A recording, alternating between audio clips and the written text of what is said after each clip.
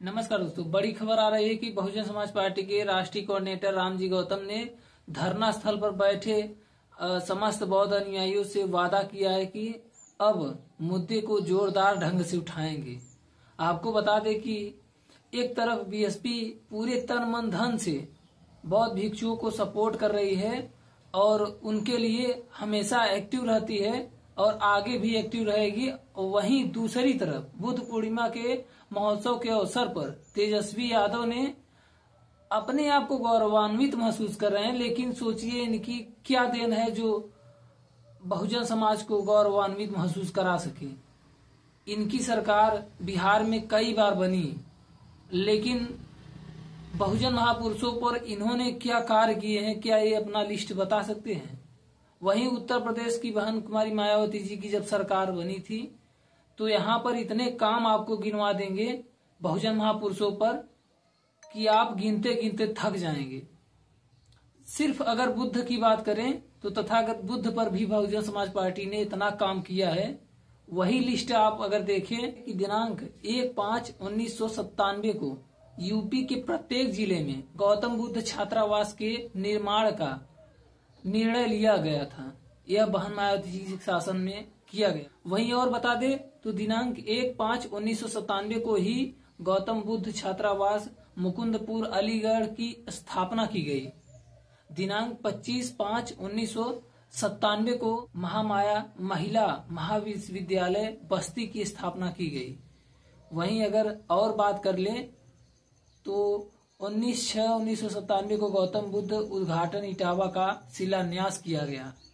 वहीं दिनांक 1/7/1997 को यशोधरा महिला विद्यालय कुशीनगर की स्थापना की गई। बहुजन समाज पार्टी की सुप्रीमो बहन कुमारी मायावती जी ने किया। और आगे सुनिए, 3/7/1997 को गौतम बुद्ध राजकीय महाविद्यालय फैजाबाद की स्थापना की गई। और सुनिए, दिनांक 12/7/1997 को महामाया महिला महाविद्यालय श्रावस्ती की स्थापना भी की गई। और तो और सुनिए, 12/7/1997 को महामाया महिला इंटर कॉलेज श्रावस्ती की स्थापना भी की गई श्रावस्ती में। और सुनिए, 12/7/1997 को महामाया कन्या उच्च प्राथमिक विद्यालय श्रावस्ती की स्थापना भी की गई। यही नहीं, 27/7/1997 को गौतम बुद्ध पार्क गौतम बुद्ध नगर का शिलान्यास भी किया गया बहुजन समाज पार्टी की सुप्रीमो बहन कुमारी मायावती जी के द्वारा। और भी हम आपको बताएंगे, जैसा कि आप जानते होंगे 1/9/1997 को गौतम बुद्ध द्वार कुशीनगर का भी उद्घाटन बहुजन समाज पार्टी के कर कमलों द्वारा किया गया। और 7/9/1997 को गौतम बुद्ध पार्क का कानपुर का जो उद्घाटन हुआ था वह भी बहन कुमारी मायावती जी ने ही किया था। धरना स्थल पर मौजूद जो मीडिया कर्मी हैं, बसपा प्रतिनिधि के तौर पर माननीय बहन कुमारी मायावती जी का संदेश भी साझा किया, जिसमें बहन जी ने 10 अप्रैल 2025 को हुए प्रेस कॉन्फ्रेंस के माध्यम से बीटी एक्ट 1949 को खत्म करने और बौद्ध अनुयायियों के हिसाब से कानून बनाने की मांग की थी। उसको लेकर राष्ट्रीय कोऑर्डिनेटर ने बड़ी बात यही रखती है कि अगर हमारी सरकार बिहार में बनती है तो बहुजन महापुरुषों के नाम पर जो जो गड़बड़ियां हुई हैं, जो जो अभी तक कार्य नहीं हो पाया है, उसको थोक के भाव किया जाएगा। सुनिए, जब माने बहन जी ने इस बात को आप सबके समर्थन में माने बहन ने 10 अप्रैल को प्रेस कॉन्फ्रेंस की है और केंद्र की सरकार से और प्रदेश की सरकार से मांग की है, तो हम सब लोग भी माने बहन जी के रास्ते पर चल के इस बात को मानना है। और मैं आपसे कहना भी चाहता हूं कि पिछले सत्र में मैंने 5 बार, आने वाले सत्र में जुलाई में बीएसपी पूरे ताकत के साथ में माने बहन जी के निर्देशन में आप सबकी लड़ाई लड़ने का काम संसद में करेगी। यही मैं आप सबसे कहना चाहता हूं। और जो भी बाकी इंटरनल जो है, देखिए हम सब लोग आएंगे, नीला झंडा दिखा देंगी, नीला गमछा पहन के भी आ जाएंगी, पंचरंगा जो हमारा जो होता है ये भी पहन के आ जाएंगे। लेकिन अगर हमसे हम कहेंगे हमारे साथ बैठो तो नहीं बैठेंगे। हमें समझना चाहिए, देखिए हमें समझना चाहिए कि हम कैसे राजनीतिक ताकत को अपनी बढ़ाएं। जब राजनीतिक ताकत हमारे हाथों में होगी अगर मैं आपसे कहना चाहता हूं, अगर यहीं पर बीएसपी की सरकार हो तो करने का काम किया, ताकि हमारे जो अनुयायी लोग हैं, बाबा साहब के अनुयायी लोग हैं, वहां उस गांव के अंदर भी जाकर के बौद्ध की टेम्पल बना सकें और बाबा साहब की मूर्ति का लगाने का भी काम कर सकें, ताकि हमारी विचारधारा दबने ना पाए, विचारधारा पूरी तरह से फैलने का काम करे। देखिए, वैसे बिहार में नीतीश की भी सरकार है और पहले लालू की भी सरकार रही। यह दोनों ओबीसी समाज के हैं।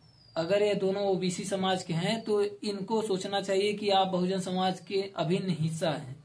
बहुजन समाज के महापुरुषों के लिए आपने क्या किया, आप भी लिस्ट बनाइए। और बहुजन समाज पार्टी की सुप्रीमो बहन मायावती जी का लिस्ट जो हमने दिया है, 12 जिला, पार्क व विश्वविद्यालय से लेकर हमने 12 आपको लिस्ट गिनवा दिए। बहुजन समाज पार्टी की सुप्रीमो बहन कुमारी मायावती जी के द्वारा किया गया ऐसे ऐसे काम हुए हैं जो बताया जाए तो शाम हो जाएगा। इतना बड़ी लिस्ट हमारे सामने है बहुजन महापुरुषों के विषय में। ये तो सिर्फ भगवान बुद्ध व उनकी माता और उनकी जो यशोधरा जी हैं उसको लेकर मैंने 12 लिस्टें आपको बताई है। यही 12 लिस्ट बहन मायावती जी ने इतना काम उत्तर प्रदेश में किया है। और तो और अगर आप इनसे सबूत मांगेंगे नीतीश जी से और लालू जी से, तो ये लोग क्या बताने के लिए आपको जवाब देंगे, क्या बताएंगे आपको उन्होंने क्या कार्य किया है बहुजन महापुरुषों के लेकर, कुछ भी नहीं बता सकते। आज जो भी अगर आप देख रहे हैं, आज बहुजन महापुरुषों की हर तरफ पूरे भारत में चर्चाएं हो रही है, तो वह हो रही है सिर्फ बहुजन समाज पार्टी के बदौलत। अगर बहुजन समाज पार्टी नहीं होती तो बहन मायावती जी ने कहा था बाबा साहब का नाम भी ये लोग नहीं लेते। बाबा साहब का नाम तो छोड़िए, आज सभी महापुरुषों की जयंती सभी पार्टियों के द्वारा मनाई जा रही है। यह है बहुजन समाज पार्टी की बीएसपी की ताकत। अगर बीएसपी नहीं होती तो आज बहुजन समाज के महापुरुषों का मान सम्मान जो है वह भी खत्म किया जाता। सोचिए, अगर आज बहुजन समाज पार्टी सत्ता में ना होते हुए भी सभी विरोधी पार्टियों से टक्कर ले रही है, तो वह किसकी बदौलत है? सिर्फ और सिर्फ बहुजन महापुरुषों की बदौलत है, जो मानवर श्री कांसीराम साहब, जो बाबा साहब अम्बेडकर ने दिया है सामाजिक परिवर्तन की जो लहर उन्होंने लहर दिखाई है, उस लहर में बहुजन समाज पार्टी आज भी सभी बहुजनों को पिरो कर रखी है, एक माला की तरीके से पिरो कर रखी है। और वही माला कल आप देखिएगा कि बहुजन समाज पार्टी की ताकत बनेगी।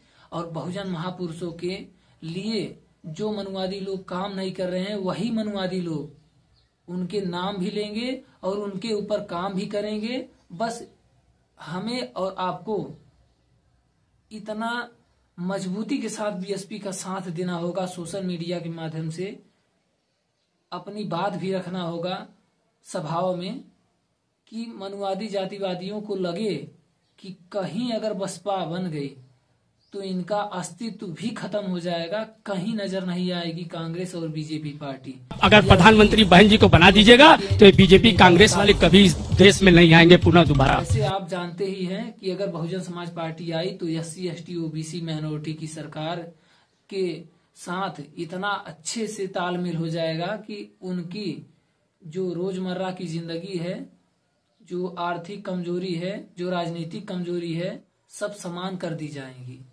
इसीलिए जातिवादी मनुवादी लोग नहीं चाहते कि बहुजन समाज पार्टी सत्ता में आए।